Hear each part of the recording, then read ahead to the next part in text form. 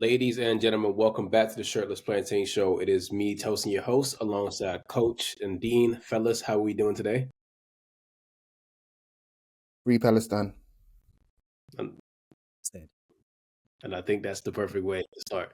We're going to go over to Italy and start off in Serie A. Atalanta beat Udinese 2-1. They hosted a match, and they came back from being 1-0 down. No Lookman goal today, but Palace scored a really good goal.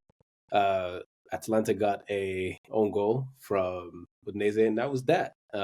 Anything else you saw from that, Coach, that you were interested in? Just other than the fact that the top of the table is looking way more packed than a Northern Line train at 8 a.m. on a Monday morning. We speak American. We don't know what that means. Don't know what that means. I don't know. The A train from Harlem to downtown Brooklyn and shit. I don't know, man. Whatever that is. You don't know what that means. Exactly. If your city has a really good transport system, 8 a.m. on a Monday morning, that's what the top of Serie A is looking like, basically. Okay, good. Because we don't do transport systems in America, maybe. We drive cars on the highways. But yeah, that's that. I really think that they might be favorites, though. But we'll talk about that when we get to the standings. Juventus and Turin derby. This is basically Liverpool and Everton, but in Italian, because Torino's not going to do anything against Juventus, and Everton's not doing shit against Liverpool. So obviously Juventus won 2-0. Tim Weah scored, Yildiz scored, and that was really that. Tim Weah is playing in more advanced positions now, so good for him getting goals too. Yeah, Coach, I know you mentioned. Oh, go ahead, Deen. Oh God, I really had nothing to say. I was just I'm just fascinated by the fact that I've watched several different kinds of Juventus teams, like teams with old niggas, teams with young niggas, teams with Thiago Motta, teams without Thiago Motta, Allegri, Conte. They all beat Torino. They should just cancel this game. It's embarrassing at this point, like, because that's what I know. When Tim Weah scored in this game, I remember thinking, like, man, he's mad young to be scoring in this game. Then I could not remember the last time Torino won any of these. I think maybe I remember they had a left back make this run from the back. Moose, you might remember this shit, Coach. Yeah. Run all the way. I forget who it might have been, but he ran all the way from the back with the ball and scored a crazy shot. I think and that would have been like 10 years ago that happened, but I forget who it was. Ricardo Rodriguez, probably. No, it wasn't Ricardo. It was he was darker. It was darker, you know. He had. All I'm thinking about is potentially Asamoah. Perhaps, mayhaps, but it was a long time ago. That's the point. You know, this is Torino's fault, not our fault. Yeah. No, I was gonna say Del Piero turned 50 this weekend, and the guy that's wearing his number happened to score in the derby as well, which I think is pretty cool. I'm not sure he'll ever get to his levels because we're talking about what many consider to be the greatest Italian player of all time, and they're all wrong. Yeah, I mean, because people have Totti ahead of him for. Yes, they should. I mean, I'm not particularly mad at it, but I don't think there's a huge, because a lot of people seem to think there's a huge gap, and there isn't a huge gap. I love Del Piero, man. Well, to be fair, Baggio is better than both of them. That's literally what I was waiting for me to agree with that. To be honest, I was going to say Divine Ponytail is better than all of them. So so that's the order: Ponytail, Totti, Del Piero. I think that's it. He cooked the pasta. Cagliari and Milan. Liao listened to us because we did say in the Champions League edition that we want him to be more consistent in the league, and he wants to go scores a brace. So that's job done for him. I don't know, man. It's hard to give a motherfucker props when his team doesn't get the points. You want these performances to be allied to the team doing well. So. Good on the first part, gotta get that second part, But yeah, she should have scored a hat trick. I'm sorry, he scored 2. Go for the hat trick, but no, I'm joking. I'm being unreasonable there. But I think I said it. I think 3 weeks into the season, just enjoy Milan with the ball because they're not giving you shit without it. So that's the story of their season and Fonseca in general. But Tijani Reinders, you see that scoop pass? We ain't seen shit like that since, I don't know, Paul Scholes to Rooney against Milan in 2008 or something like that. I think I can't remember the last time I saw shit like that, to be honest. And go on. I was going to say, I've long said on this pod, it's been a while since I said it, but the way I judge creative midfielders is if they have that pass in their locker or not. I don't care where you bust it out. It could be in the 70th minute of a 5-0 victory against, Verona or some shit. Mm. If you bust that one out for me one time, I'm gonna respect you forever. Forever. Like when we had Odegaard on loan at Arsenal, he did that one time and I was like, buy him. Yeah. Buy him. And Tijani Randers, not only is he named after a proper is Tijani Babangida Yoruba? No, he's not. He was Hausa. Anyway, you get the idea. He's one of us. He's one of us now, So he's one of my favorite players in Serie A these days. I think he's been fantastic, and I think he's. I think there right now. There's very few midfielders that are playing as well as him right now. Like he's top quality, man. Fair. We got a random Tammy Abraham saying too. Yeah, he scored as well, didn't he? Always nice. And I forgot to mention. Go ahead. Go on, my host. I was gonna say last week I forgot to mention Mario Balotelli got his debut for Genoa.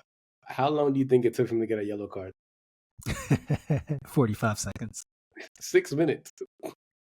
That's not bad.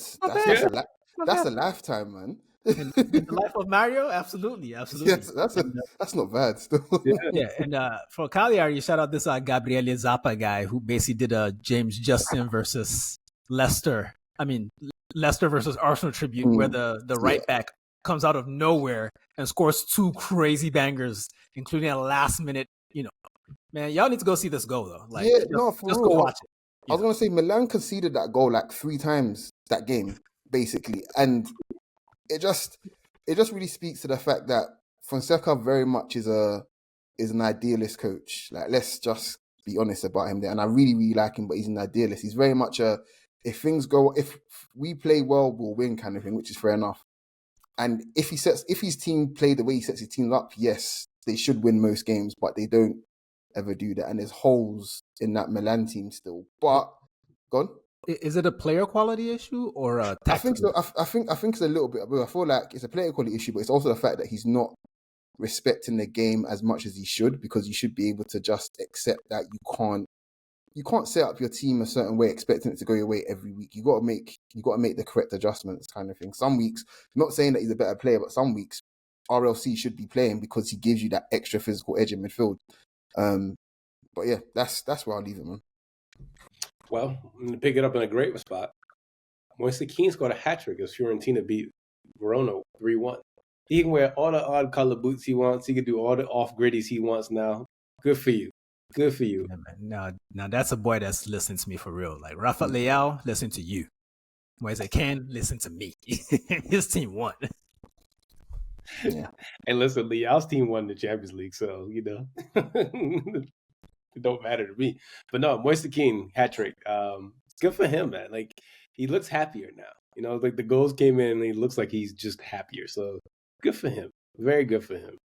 Roma. Can I just say something about Moise Kean?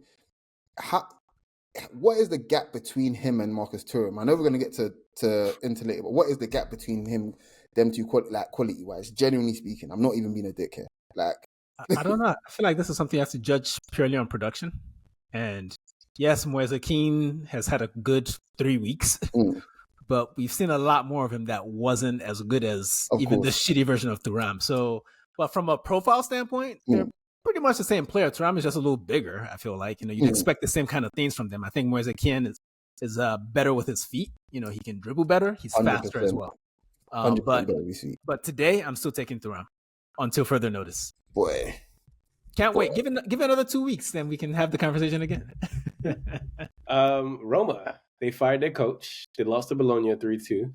El Shaarawy got a brace. Juric is gone, and they lost at home to Bologna. And Orsolini's scoring, and their coach got fired. I mentioned that 3 times because they're a mess, a big, big mess. I'll be honest with you. I would like to, if I was a betting man, I'm going to start looking at potentially a Roma relegation fight. I'm not saying they're getting relegated, but I think I'd lump on and to see how far down the rabbit hole we can go with this. You're not wrong, man. It just looks bad. It just looks bad. But honestly, I feel as if something as corny as just bringing De Rossi back, it feels less like a tactical issue with them and more like an energy issue. They just need something good to happen and they'll snap out of this shit. But him getting fired, Juric, this weekend, it felt like an obvious thing. Like probably should put some money on that, but it's a shame. It's a shame because they have too much quality to be playing the way they're playing right now. I feel like. Can I just say that if Stephen Oshawari is like scoring your goals for you in 2024, there are some very, very deep-rooted issues. I'm going to say there might be spiritual issues at this point, actually. Bro, he scored 2 goals for this manager, and the manager is in the fucking sarcophagus now, so it's a wrap. Inter Napoli 1-1. Someone who never misses penalties missed a penalty. Hakan Çalhanoğlu missed a penalty. But he did give us a banger. Fucking Turkish cunt. He couldn't do that during the midweek? Huh? That's exactly what I said. I was like, bro, I just wish you... Like, how was that even fair? How is that even fair? And I might be alone in this. I'm not. That's a penalty that I'm just like it was given, and it's the correct decision. But sometimes I'm just like, guys, can we just play the game? Can we just play the game as well? Like, listen, this is why I feel like when we were younger, we used to see more of the indirect kick in the box. Yeah. They need to bring that back for a bunch of these little ticky-tacky fouls that aren't really fouls or handballs that aren't really stopping the ball from going in. Bring it back for that. That's what's wrong with Go on, Tosin, Jerry. I was going to say, that's what's wrong with the younger generation. They've never seen the indirect free kick in the box before. They've never seen Alani Shearer smack one up top. Oh, bro, that's what was literally in my head when I thought of the indirect free kick. But it's remarkable how it just sort of disappeared from the game. I don't remember there being a rule change or a directive or anything that made that happen. I just woke up one day and we didn't see that shit anymore. But I feel like every week in the 90s, we were seeing one of those plays in the box. Like, it was a common thing to see. We saw Batistuta murder people doing that shit. We saw Shearer murder people doing that shit. Bring it back, man. Like, we need more murders. Yo, it's like the I form in NFL, right? Like, nigga, get the fullback and the running back together. That's what we need, okay? We need that. I don't know.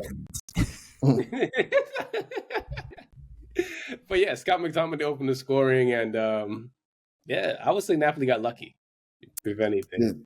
They did, but they did create some good openings themselves. But I think from what I saw anyway, Inter definitely did what they did enough to win the game in the second half. But look, guys, I'll be honest with you. Like, Marcus Thuram just won't ever do it for me.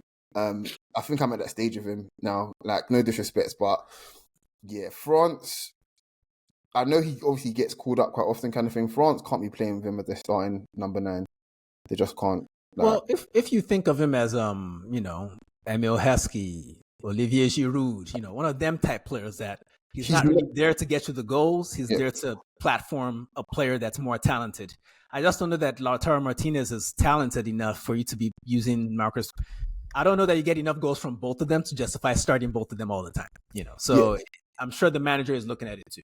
So here's my thing. The 2 players that you mentioned, Giroud and Emil Heskey, no disrespect, but they were infinitely more talented technically than him. Like, and I know it sounds crazy talking about technique and Emil Heskey and whatnot. You're not wrong. But genuinely, what these men can do with a golf ball, like Marcus Thuram would struggle to do with a football, basically. Like, that's the difference in quality for me. So he's just so clunky. I never ever trust him. Like, 2 or 3 instances today, and I see it every week. He's facing up his defender, and he looks so timid. Like, his touches are always so. It's like when he touches the ball to take it forward, he's not fully. It's like he's cutting across it kind of thing, and the touches are lazy, and they're behind him. He's got to drag his foot forward with it. It's just really bad to watch. And I just think, if you're the main number 9, you got to have your move. Have your move to create your shot. Since when does Marcus Thuram create his own shot? He doesn't. It's just. I was going to say, he scored a hat trick a couple of weeks ago, 1, and 2. The manager that's managing him right now won the league with him already. So I don't know how much of this criticism is really holding water for me. It's all true. But if the people that get paid to make these decisions are saying he should be playing, then he should be playing. That's what I'm at with it. I'm not mad at that. He's just really not my cup of tea, man. At all. I was gonna say, if I closed my eyes and heard what he was saying, I thought I was listening to the Daily Mail. I get the standings for Serie A, please. For the record, for those of you that don't watch YouTube show, I am black. Just so you guys know. Can we get the Serie A standings, please? Nigga, more. Yeah. So, like I said before, it's very tight at the top. So there we go. So we've got Napoli at the top with 26 points. Then Atalanta, Fiorentina, Inter, and Lazio, all on 25 points, separated by goal difference. And then Juventus on 24 points in 6th place. Man, yeah, it is. Yeah. Yeah, it's not.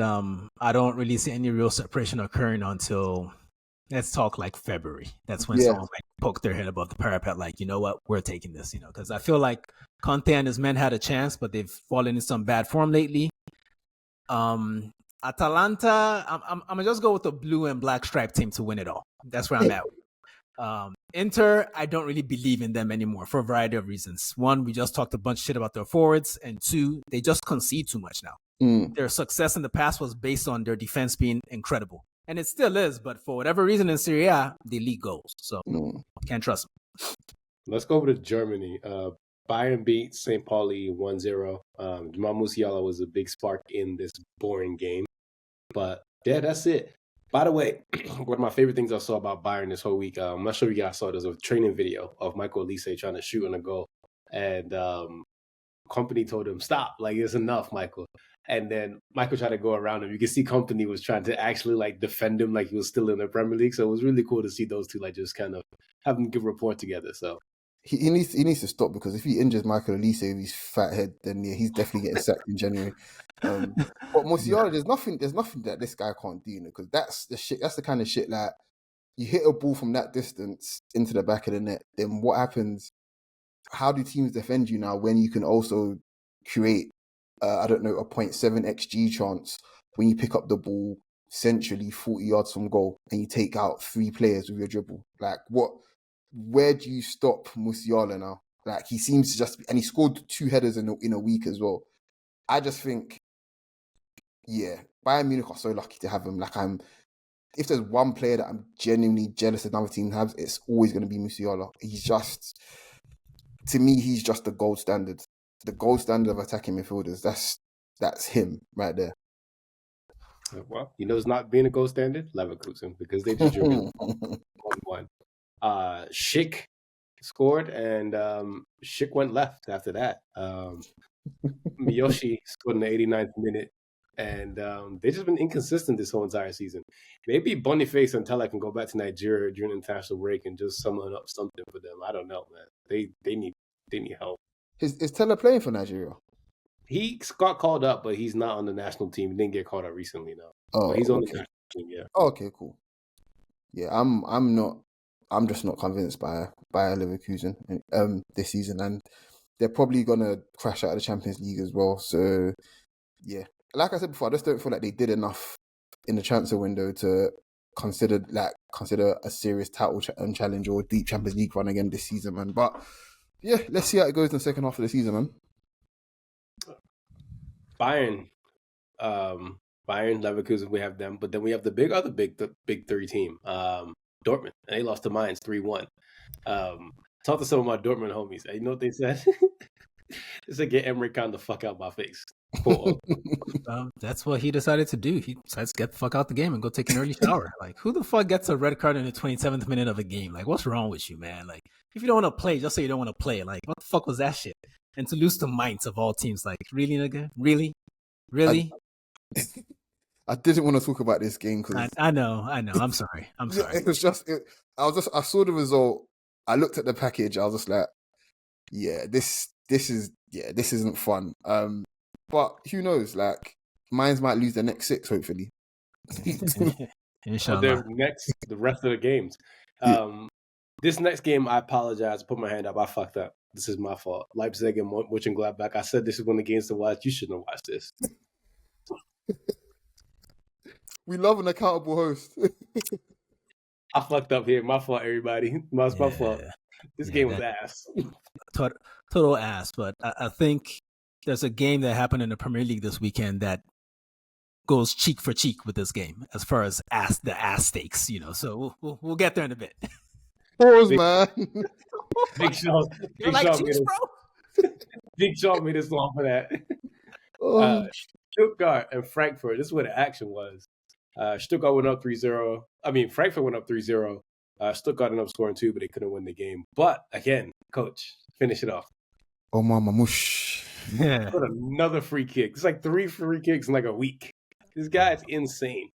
Yeah, Bro, this is the guy. Like I know this is the one. If I'm looking for a wide forward this summer, this is the guy I'm feeling right now, man. I know it's for him, but he sustained it for long enough, and he scored different kinds of goals. Like he's scoring free kicks, he's scoring counterattack goals, he's scoring scrappy goals in open play, he's scoring scrappy goals from set piece. Bro, I'm in. Like, let's get this Salah regen before he goes to Liverpool. Because I know that prick is going to Liverpool. Fuck. Bro, he is a serious football player. Yeah. And Hugo.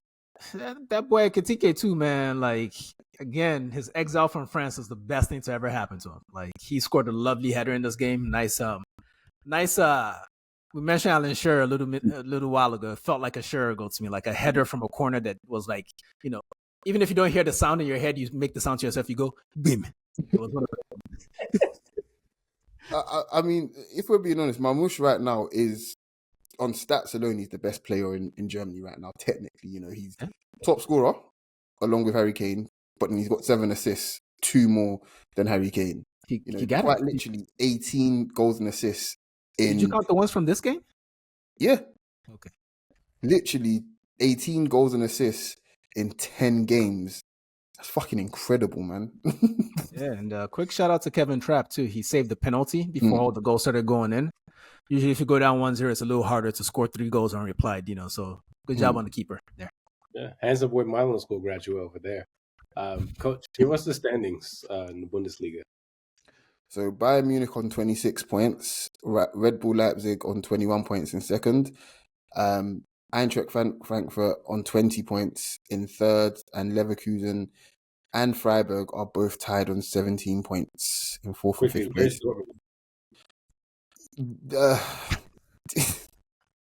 They're seventh, guys. Look, they're not that far. They're not that far outside the top 4. They're only a point outside of the top 4, but literally they've lost 3 of their last 5. So nice. I like that. Yeah. Very nice. Yuri Shahin, they coming for you, nigga. La Liga. Real Madrid beat Osasuna 4-0. Nasty injuries, man. Bunch of injuries. Militao done his knee again. Rodrigo got hurt. Vasquez got hurt. But Vinny scored a hat-trick, and Jude Bellingham finally scored after so many days. So, you know, there's that. But I don't know. I feel like this game itself was like a small package microcosm of the Ballon d'Or, basically. Like Vinny doing well, but the team ultimately, I feel like they would have taken a 1-1 draw to not have all those injuries, especially the Militao injury, because they were already low on center backs. I don't know what they're going to do. They're going to have to play a youth player. Someone came into the game. We're not going to talk about him until further notice. And he played pretty well, to be fair. But it was, for me, the nicest part of this game was just seeing Jude score again, because he's been moved further forward again, and the results are showing right away. You know, so that goes to show that maybe this team ultimately, if Carlo wants to fix things, maybe the solution or the way to the solution is figuring out where best to place Jude. Then everything else might fall in place around him. I don't know. I'm just spitballing here because the Mbappe thing was looking shit in this game still. He should apologize to Hugo, who's doing well in Frankfurt. That's what he should do. You should ask Hugo if he has room for him, because they don't have room for him in Madrid. I'll tell you that much. Buddy, it's time to learn left wing somewhere else, okay? But just on that though, do you think Mbappe actually, because now of the injuries as well, they're going to need, I don't see Ancelotti deploying Valverde on the right. Do you think potentially Mbappe goes to the right and just get, because look, you have to remember, Mbappe can play on the right and can play on the right incredibly well. I feel like it's an underrated part of his game when he goes on the outside of people. It's always exhilarating and exciting to watch kind of thing. I don't know if his ego would allow for that. And I don't know what the balance that Ancelotti has in mind, but from where I'm sitting, I could see a world where they play, or even if they play 2 up front, basically, with Endrick and Mbappe, with Jude in the 10. But Mbappe, I suppose, can start on the right side as a right-sided forward. I don't know, but I just don't see how he continues this way unless he finds a way to tone his ego down a bit. I think this sounds like some real 2002 Galacticos shit, man. Yep. Yeah. They Real Madrid, well, specifically Florentino Perez, solved a problem they didn't have, and now they're suffering for it. Yeah. Personally, I want to say something a little more controversial about this shit.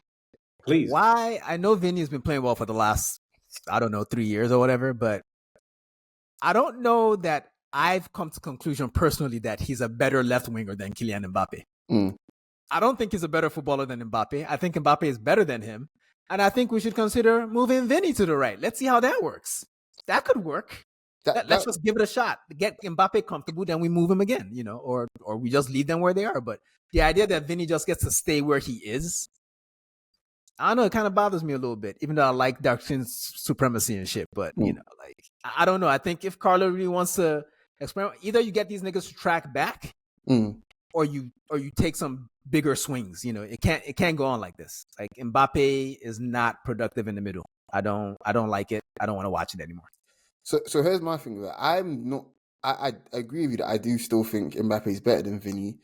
The difference is that Vinny is the difference maker right now. So you don't want to take him out of that, if that makes sense. If shit was going left and nothing was working, I hear it. But Vinny, for all the bullshit that Madrid have suffered in the last couple of weeks kind of thing, he's still there. He's their guy until further notice, basically. So even from a coaching standpoint, it's suicide to move your guy from the place where he's essentially saving your arse right now. I'm not against the idea because I would love to see Mbappe playing on the left in Spain. I think that could be real aping care home hours for real. But yeah, for now, I'm happy with seeing Vinny on the left. So yeah, I mean, my last thing on it is just Mbappe looked petulant this weekend, man. Like he looked like doesn't he always? Yeah, but like it looked really bad this weekend. Like it looked like I don't know. He's just really French. That's don't they all look petulant? It's like a national thing. But this looked more a little va-va-voom than anything else. It's just like I was looking at him. I was just like, your ego's hurt, huh? You seen another man bang a hat trick, and you're just like, I want some of that, but I can't get none of that. That must sting.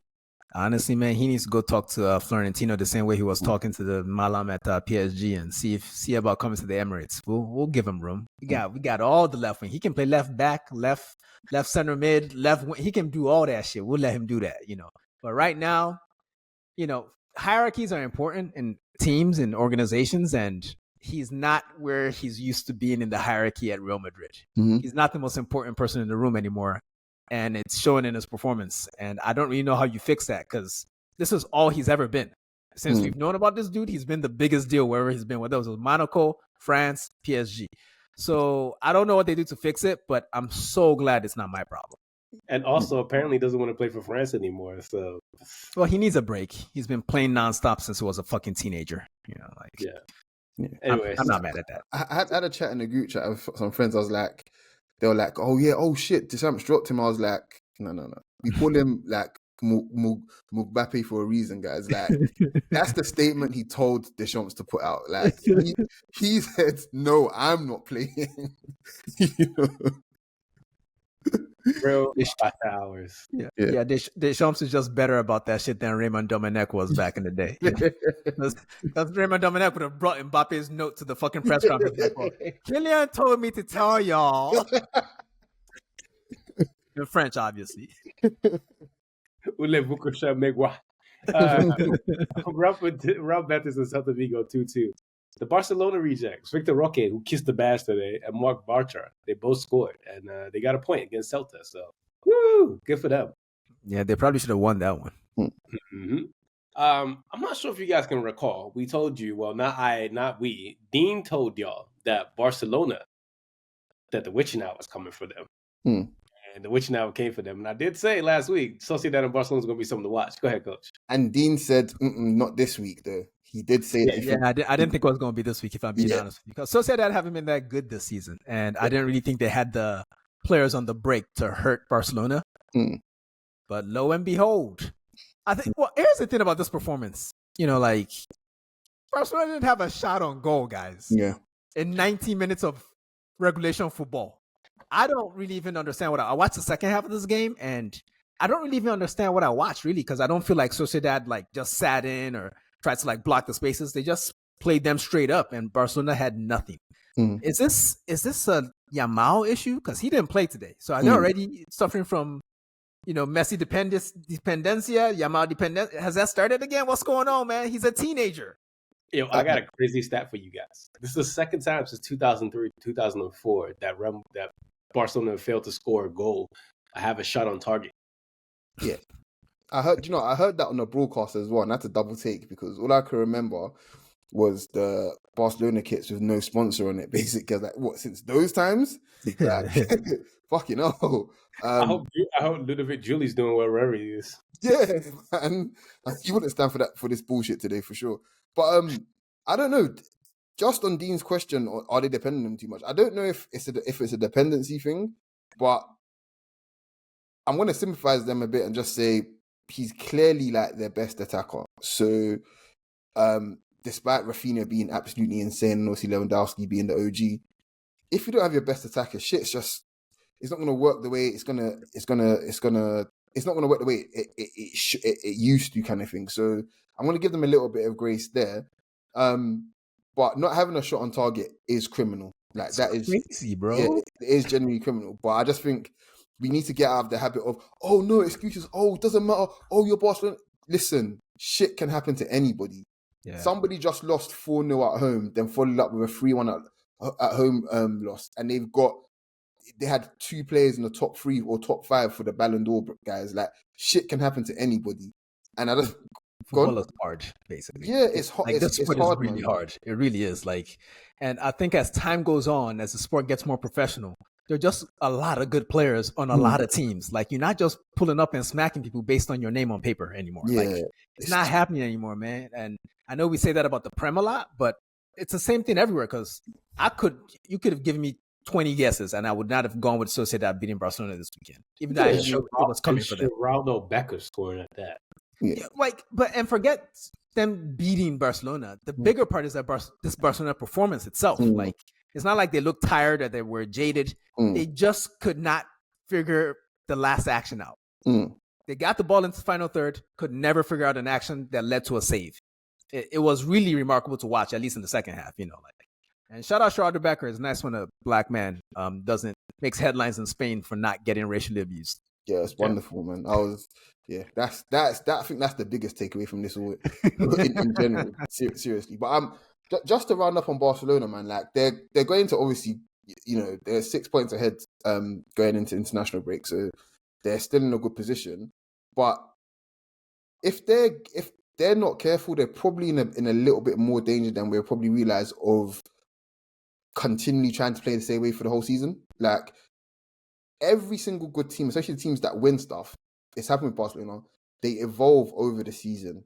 So the way you play, in the first quarter, in the second quarter, or even just the first half of the season, doesn't really align to how you play in the second half of the season. But I genuinely feel as if I don't know if there's another way that they can play and get results, That's not what Hansi Flick told his players. According to the players, after I think the win at Real Madrid, the keeper came out and said he told us from day one of training camp that this is how we're playing all season.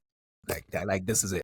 And as you hinted at, Coach, I think it's important. Winning teams, like part of the reason why Real Madrid have been so dominant in Europe is because they can play so many different ways. Exactly. They can hold the ball. They can drop into a deep block. They can play a nasty mid block. They, play well on the counter, so on and so forth. And a lot of the really good teams have different gears. Barcelona, if plan A ain't working, we see what we saw today, and that was horrendous. I will be fair to them and say they've got a really fucking good plan A. Like it's fantastic, but yeah, they're gonna need to evolve. That's the way I'm looking at Barcelona right now. I do feel there's a bit of evolution is needed there. Yeah, the problem is that given what we know about Hansi Flick, because we don't have a lot of game film on Hansi Flick. It's one season with Bayern, then he got shit canned, then he was terrible with Germany, and now he's been okay with Barcelona. I don't know what his plan B looks like. Yeah. So, and especially since he's been so gung-ho about this plan A, I don't know, man. I told y'all niggas, man, this shit wasn't going to last forever. I just didn't expect it to happen this soon, So we'll see. Too quickly before we get to the standings in La Liga, Atletico Madrid beat Mallorca 1-0. I brought that up because Julian Alvarez scored. And my Donny van de Beek agenda is dying because Girona won 1-0 and he started. So Hell yeah. Hell yeah. I love Donny van de Beek, man. Tell me to shut the fuck up. Hey, man, I will always have a soft spot for any ex-Ajax player. I don't care where they end up. I just love the Ajax. That's the spiritual home of many of us in the sport, so yeah. Coach, let's get the standings, please. Barcelona in first on 33 points. Real Madrid second on 27 points. Atleti just behind Real Madrid on 26 points. Villarreal round at the top 4 on 24 points. They've been doing quite well this season, actually. I don't feel like we've given them enough shine. So hopefully on the next one we can do a bit of that. Yeah, man, they got Nico Pepe. Their time is coming. They just got to stay on point for like another 3 weeks. We'll get to them. Tiana Trump's keeping them alive. He said she's sucking dick. I'm sorry. Let's go to France. Speaking of breast, Marseille and Auxerre. Auxerre beat Marseille 3-1. And Gabriel Ocho got rewarded. He's finally got a Nigeria call up. He's played like the last 8 out of 10 games, 1 yellow card.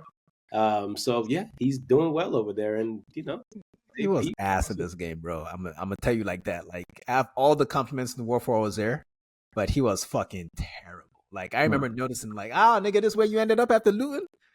Scamming in France? Okay, I respect that. But I watched the first half of this game, and the whole time I was thinking to myself, if Auxerre was playing Barcelona right now, they would be the one that beat Barcelona this weekend. Not like, it was the perfect counter-attacking performance, man. They destroyed De Zerbi's high line. They just pierced through it a bunch of times. They scored 3, could have scored 6. Second half, Marseille were much better, but some of that is game state, right? Like, you're at home, you're down 3-0. The other team has really nothing to lose. So they played, they got a penalty. One of their nasty men converted the penalty, but they were well beaten here. Like, they got beat so bad that De Zerbi offered his resignation after the game. Yo, I want to go that far, but he basically, who was the coach or manager that went into their dressing room and pulled down their own pants or something like that? I forgot who it was. That sounds like some LVG shit. It might have been that. Yeah, it was the Bayern. Yeah, so it might have been this is basically, it's the equivalent of that. He went and showed them, apparently. Now, guys, correct me if I'm wrong, so apologies for any potential misinformation. But apparently, he showed them his contract offer from Man United, but obviously blurred out some of the details and said, guys, I could have been here. I could have been there. That wasn't it. He showed them Man United players' wages. And said, he said, these are players I could have been coaching, but I chose to come here and coach you. There we go. And then he said, I'm here for the passion. I was like, passion of like, the usual suspects lineup. Are you kidding me, bro? Like, the worst niggas to ever live. That's who you want. That's who the passion. That's what the passion that you want to play, that you want to coach amongst. Like, it was terrible. Listen, guys, I gotta apologize in advance for what I'm about to say, but that motivational tactic, that shit is so gangster to me that if I had a vagina, it'd be wet right now. Oh my God. How you gonna pull up and say, hey, you broke ass niggas? I could have been coaching some real rich niggas, but I'm fucking with your broke asses because I got passion. Like, bro, I will run through a wall for that nigga, man. Talk to me like I'm broke, nigga. Yeah, call me a broke ass bitch. Yeah. Oh my God. We've been doing this podcast for so long that nothing has done me except for that. I think this is in our, for those of you that keep count, this might be in our top 3 like most egregious shit that's been said. You're not even gonna cut this out. Think about the shit you cut. Yeah, well, to be honest, I'm not gonna cut it because I think that the world needs to see how much of a unhinged psychopath you really are. Like, if they didn't know already, I think they'll know now. Come on, man. I can run for president in 5 years and shit, man. Don't worry about it. That is true. They're letting anybody in. Not black people. I'll tell you that much. They're black people. Fuck that. But Ahmad's brother scored in this game too. So, yeah. That's pretty cool that there are 3 attackers all scored and assisted each other. That's I'm sure that's a coach's dream. Am I right, Coach? No, for real. I say it all the time. When you're playing like a 2-man attack and shit, and both of them score, even better if they assist each other. I think that's like a coach's perfect game, basically. That's what you want. I'm too childish. Every time I hear two man, I start laughing. Anyways, Oh my Monaco scored 3-1. Breland Bolo. I don't know what he was trying to do, but he was doing something. But anyway, Monaco won, and he was trying to get benched, and he did at halftime. Like, and this motherfucker missed 2 1-on-1s with the goalie. Like, I'm sorry, bro. Like, the net is big. Just put it on this side or this side of the goalkeeper. I'm sure that's what the manager told him. Adolf Hutter was like, you know, they call me Addy, but it's actually Adolf. Don't make me show you the Adolf in me, nigga. Sit your ass on this bench. And he brought on George Linikena, and the Nigerians showed them how it was done with a late goal that didn't really matter. But, man, great game. Great game. I enjoyed watching this one, for sure. And Ben Seguer scored. Yeah, he's been doing all right, isn't it? Yeah. Scored the penalty, then scored the winner as well, you know, so. And your other guy, too, Akliush, I think he assisted on the winning goal, you know, so. Yeah, I love this Monaco squad, man. I love them. I just hope they can be consistent because they really seem to be the only team that's consistent enough to, or that looks like they could be consistent enough to face PSG a little bit this season. Because Marseille, I mean, they got managers, you know, fucking using pick up Andrew Tate lines and shit, man. Like, I could have been fucking with rich niggas, but I'm fucking with, like, it's over for them. It's over. Like, it's a wrap. Because it's Auxerre at home. Ridiculous. PSG beat Angers 4-2. Lee Kangen and Barcola, 2 braces from them, and that's good for them. And Barcola leads the charts with 10 goals with PSG this year. So yeah, that boy is a star, man. Yeah. The moment I saw him at Lyon, I knew it. I really do wish he's. I hate to Arsenal up this shit kind of thing, but he's a wide player that we look at and say, yes, okay, we're talking about improving this attack. That's one as well, kind of thing. Like, but yeah, is what it is. You know who he reminds me of? Go on, don't say baby face Ray, please. No. We're past that. Thank you. As a footballer, he's so reminiscent of Robert Perez to me. Yeah, I see it. Duck legs. Oh, duck legs. I see it. Like, and it's the one move that he has. You know that he has one move, but he has the one move that he knows he's gonna get his shot on the inside every single time. Unless he's facing Urian Timber, but that's But I'm with it, man. That's a great comparison. Fucking hell. Yeah, well, I was watching the game this weekend, thinking to myself, like, I've seen this Robert before. Perez. Yeah, I've seen this before. Yeah, like just the gaits, the way he moves, you know, like the height, you know, like. Hope we get him someday. See. Nice and Lille 2-2. Yeah, 2-2 to the left. Yeah, 2-2. Yeah. Mitchell Bakker and Pardo scored, and then Lagova decided to do his own thing. So, listen, that game 2-2, and really, you know, split the points. I thought we all thought that Lille was gonna win, right? But you said Nice. Yeah. Lille came from behind. Like, Nice scored first, and Lille came from behind. And I watched it until about maybe the 85th minute or so. To be honest, I didn't realize it was a 2-2 draw. Like, that's crazy. Like, I didn't, because it didn't really look like Nice had anything to offer in this game. Most of the chances were coming from Lille. They did have one corner where they forced Jonathan David to take a professional yellow, which is the most I've ever expected in my life. You know, like when a striker makes a run for the team and fouls somebody to try to keep the points, even though it clearly didn't work out at the end. Shout out to Jonathan David, man. Like, I'm gonna take everything bad I ever said about that guy back and apologize to coach for calling that motherfucker all kinds of bitches. But I will say his barber is a bitch, and they need to stop this fucking Jim Crow haircut shit. I'm tired. Oh my God. Like, there's a better shape for that man's haircut. I promise you, there is. Like, literally anything else. Anything else would be better. He needs to go see my boy Sly Huncho. That's who he see. Double and triple spice ball. He needs to get in that mode. That's what he needs to do. Get in that damn mode. Yeah, just a point of correction quickly. It was Fernandez, Pardo, and Baka that got them back into the game. I'm not going to speak too much on Zagova and this game. I thought it was just okay. You can be a lot better, I think. I feel like they Nice deliberately tried to mark him out of the game, which was why the goals came from the other side. You know? So I suppose it's something he needs to learn and add to his game, where even when they focus on you, you still find a way to make the difference. But I'm not going to be mad at him at all for that. By the way, Nice unearthed another Nigerian. By the way, of God damn it! Where can we stop just having babies, please? Like, what is this? We will stop having babies when there's lights to do anything else. As long as there's no light, we gonna be fucking.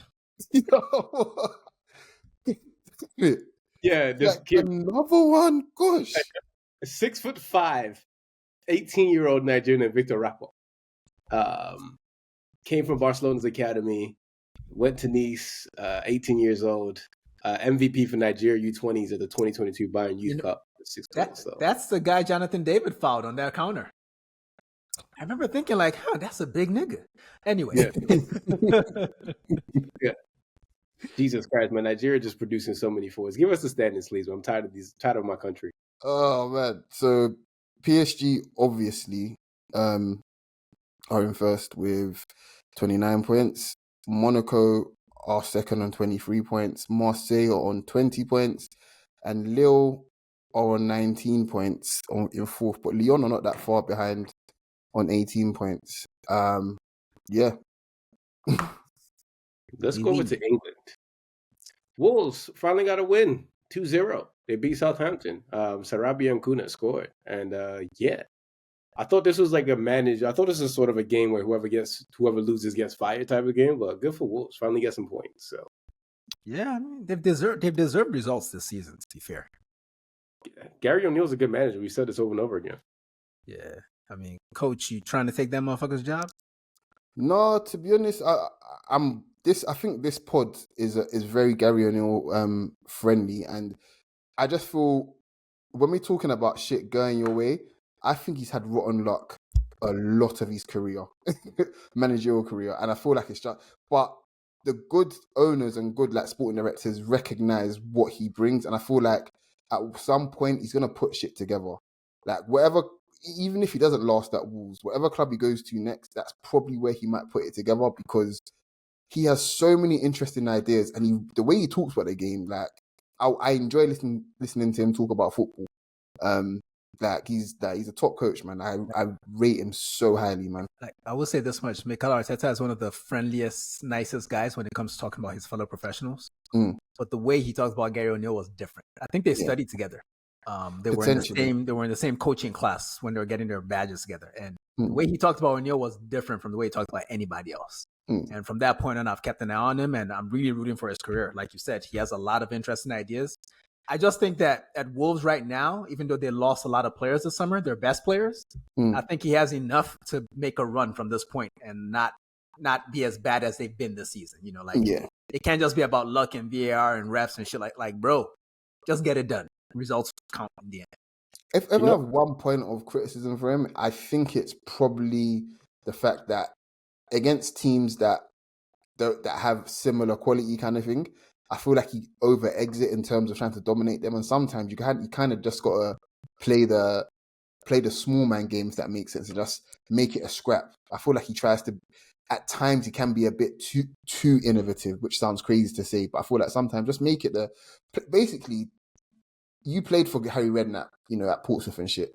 Like, maybe make it a game like that, where it's, we're going to win the shit on moments kind of thing and be solid. You know what I mean? And sometimes I feel like he just, he treats it almost like this is where I can show how good of a coach I am sometimes, when it's like, at the bottom of the Premier League, just put the points in the bag, bro. Yeah, put the fries in the bag and get the fuck out of here. We didn't put any fries in the bag. West Ham and Everton. This game was super cheese. This was described as the most boring game of the season so far by people who were unlucky enough to watch it. I personally have no comment on it, but I'm just excited that somebody took some of the heat off Leipzig and Mönchengladbach, because that shit was boring. Because I watched this game and I put it away in my memory, and when you were talking about which Premier League game, I was like, wait, which game was it? And I saw it. I was like, oh, it was that game. Yeah. I'm pretty sure I could learn German in those 90 minutes because that game was just so boring. Game. We've given it way too much time. Let's move on. Brentford and Bournemouth. This game was entertaining. 3-2. They were going crazy. They were just going, band for band, or M for M, as the kids would like to say nowadays. So, yeah. Whistle was scoring, and they're doing their thing over there. I know this game was crazy. Justin Kluivert scored a good goal. It was fantastic, man. It was they might be the new set piece FC because that was so well worked, man. And I'm having to eat my words on this guy. Still don't rate him, but he's doing his thing.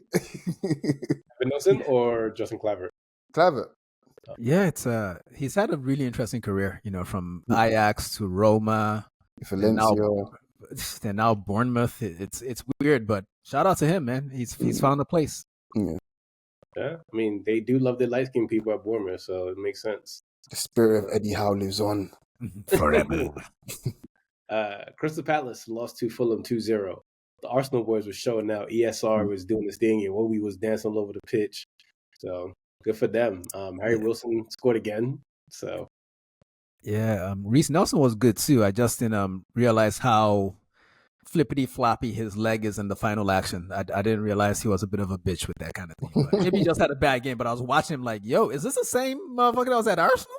Like he was doing so much good stuff. Then when it came to the moment of truth, he was doing this shit. Don't do this shit, man. Like make your leg strong, kankwe, and hit it like bim, bim, and see what happens after that. Yeah. Brighton, they beat Man City 2-1. They came back from 1-0 down, and I had so much fun watching this. It's a great time. Real good hate watch. Yeah, this was hate watch of the millennium, coach. Yeah, it was. I reserve this sort of praise and comparison for the really, really good players, but because it's against 115 FC, I feel like I'm justified to bring it out. But you see that second half from Baleba? He didn't come out in a Brighton kit. He came out in his Royal Mail kit. And that boy delivered. Like, I'm serious. They couldn't get near him. Like, some of the shit he was like, get off me, child's play. Derek Sharper, hold my dick. He was sweating them off. Like, finding progressive passes from shit. Like, and then the actual winning goal as well all came from him as well. Like, Gundogan could have been a bit quick. Was it Gundogan? Yeah, Gundogan could have been a bit quicker to shuffle over, but he saw the gap appeared and he played it and they were in kind of thing. And I think it's important to highlight that while 115 FC have injuries and shit, there's still a ton of quality that they had there and could bring on. I mean, they literally brought on KDB and Bernardo Silva.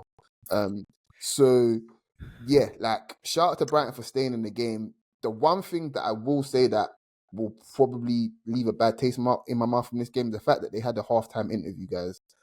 And I don't want to see that shit ever again in my sport.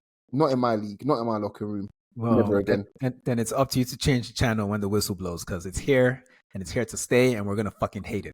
But I want to give a quick shout out to a manager I fucking despise, Fabian Hurtler. Yeah. It's not every day that a 31-year-old goes up against Pep and essentially out-coaches him because the first step was bringing on Baleba at halftime. Because Baleba didn't start this game. So that's one thing, and all of a sudden, motherfuckers was holding my dick. So that. Then he did the double substitution with Yao Pedro and Matt O'Reilly, who got injured in preseason. And they scored the goals that won the game. Yeah. Both by essentially, the whole game, they were just attacking Kyle Walker's flank. Yeah. And honestly, I can't think of a better idea. Yeah. Like he'll give you something eventually, By the way, Rico Lewis, I'm not a fan. Oh, I'm a huge fan. Huge fan. Yeah, I'll add a bit of balance here. When Pep goes, he might need to learn Catalan. He gotta go to Barcelona. He might need to learn Korean. No, but for real, like he's a player that it's very clear to see that as talented as he is, the system helps him so much. System player, 100%. I do like him. Yeah. But I admit that he's a total system player. Outside of that system, I'm not really sure how useful he is. Yeah. He's basically like a healthier Zinchenko. That's what he is. And I think playing a player like him at fullback, please, like Pep, play him fullback full time. Like genuinely, that's what I'm asking you to do. But there's a reason why he's not. There's a clear reason why he's not. If he's going to make a good career, he probably needs to start watching Angel Gomez tapes. But yeah, I can't see him playing for a top team as one of like the stalwarts there. I can't see. I know it's crazy to talk about a young player that all the bags, you've got bags of ability. He's really, really fucking intelligent, but it's so clear that the system is shading a lot of the flaws, man. One of the funniest. Go ahead, Deen. Go ahead. I was just gonna say I could see him like someone mentioned Angel Gomez. Yeah. I could see him making a more of himself in a less physical league than the Premier League in 5 years from now or something like that. I could see that, but Who knows? One of the funniest things I saw this weekend, seeing Man City fans, like especially recent Man City fans, melting down. About their 4-game loss. They, them losing. I'm just like, isn't this the first in Pep's career ever? Yeah, like losing 4 in a row. Yeah. And for me, that just made me giggle. I'm just like, yo, grow up. But this is your heritage. Like, City losing 4 games in a row. To me, look, I spent way more of my life watching City be shit and be relegated than I've seen them be good. So them losing 4 games, I'm like, okay. This is actually quite familiar. Nature is healing. It's alien to me.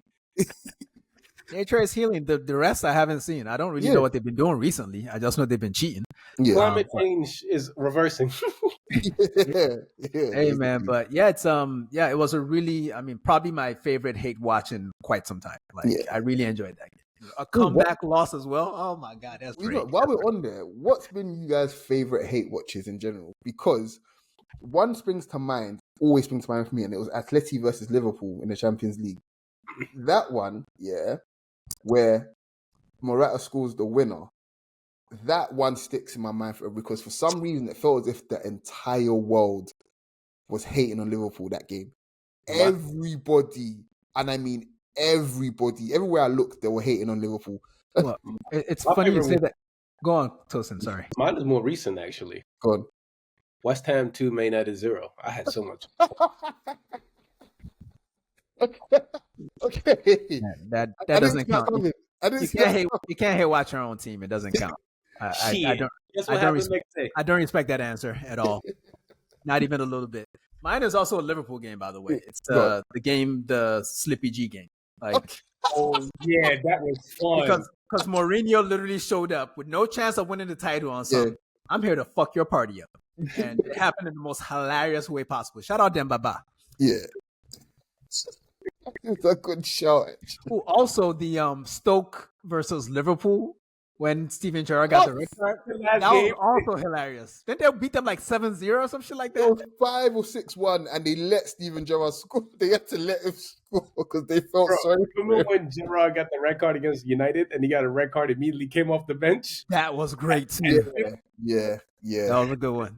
Liverpool got some good hate watches, man. Yeah, man.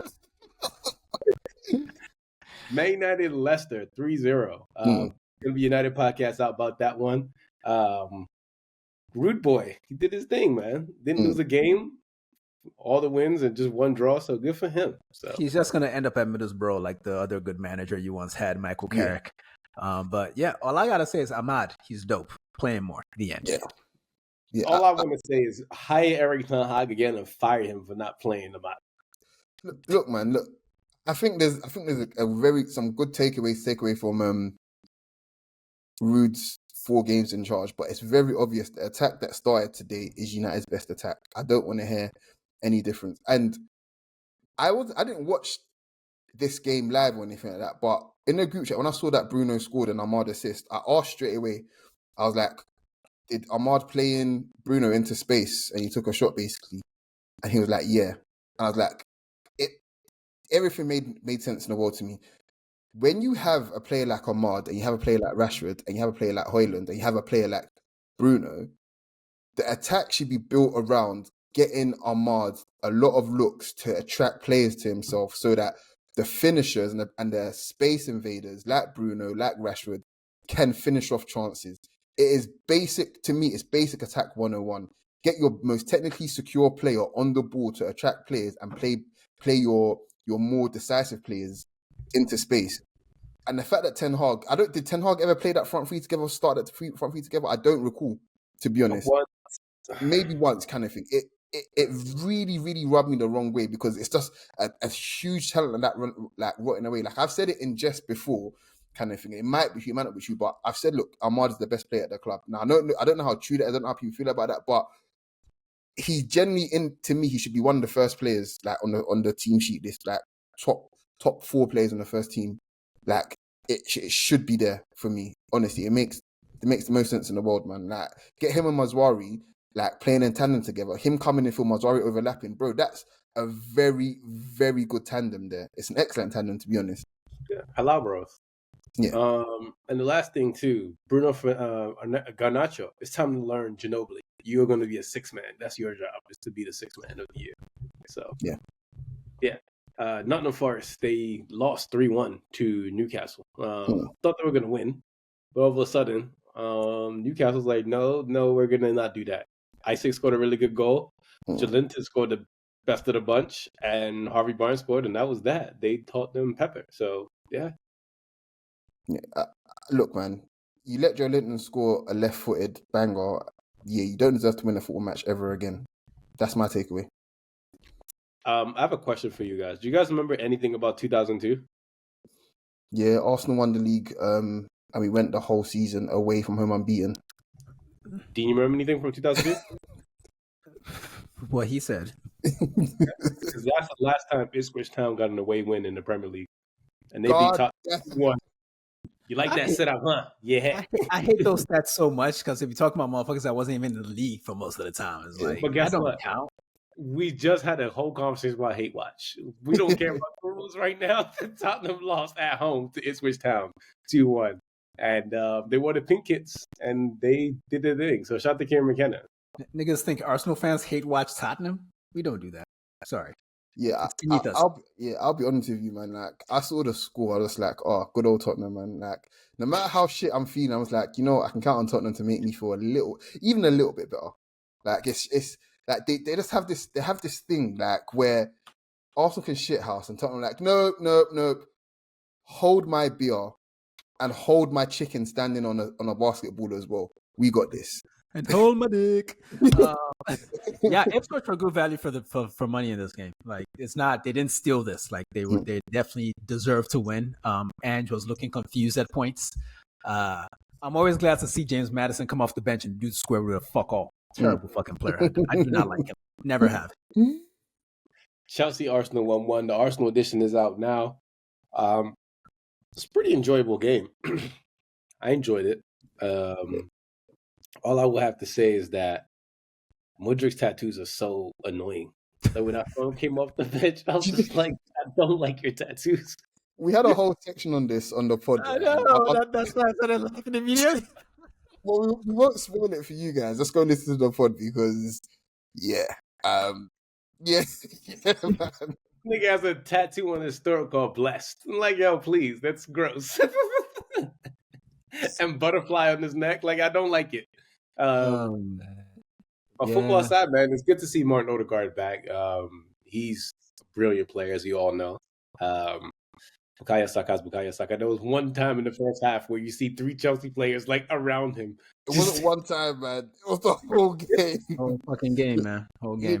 Literally, I don't even think the president of the United States is that well protected. Seriously, like, he is.